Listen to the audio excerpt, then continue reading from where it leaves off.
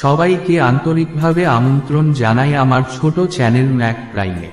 আজ এই ভিডিওতে কথা বলবো এমন এক ব্যক্তিকে নিয়ে যার জীবনের অন্য নামই হলো সংগ্রাম, যা সমস্ত যুবকদের অনুপ্রাণিত করে।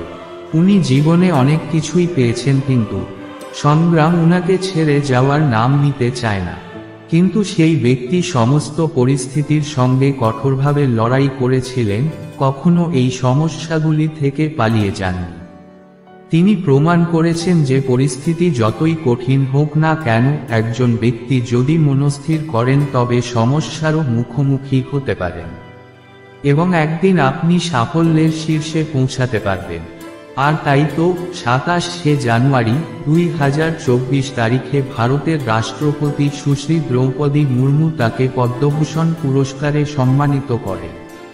ভিডিওটি ভালো লাগলে চ্যানেলটি সাবস্ক্রাইব করুন।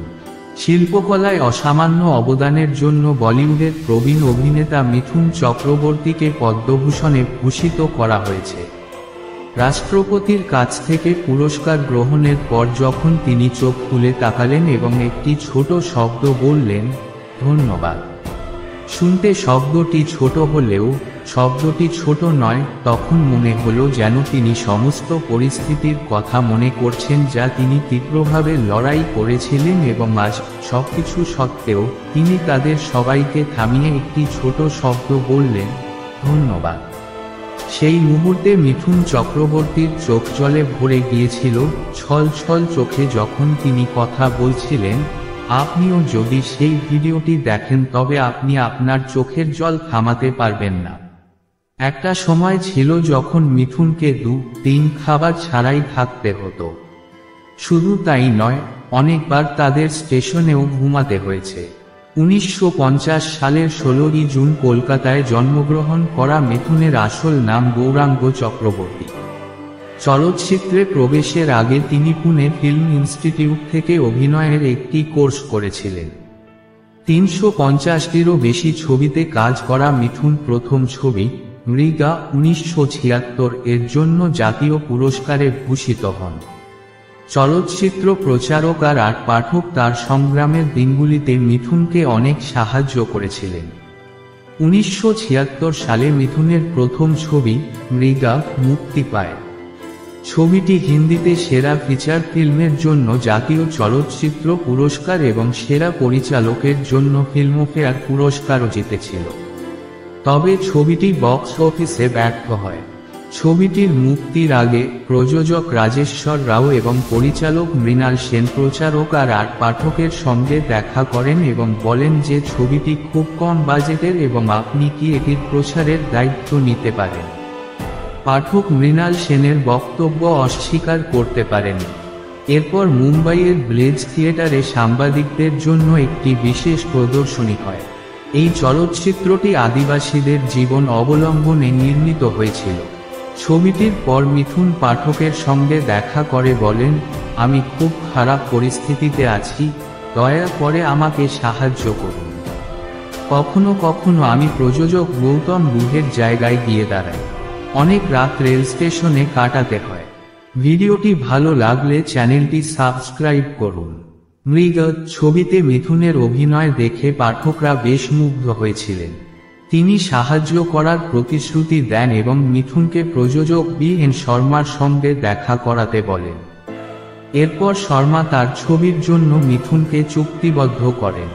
শর্মা স্বাক্ষরের পরিমাণ মিথুনকে না দিয়ে 5,000 টাকার বন্ড দিয়েছিলেন।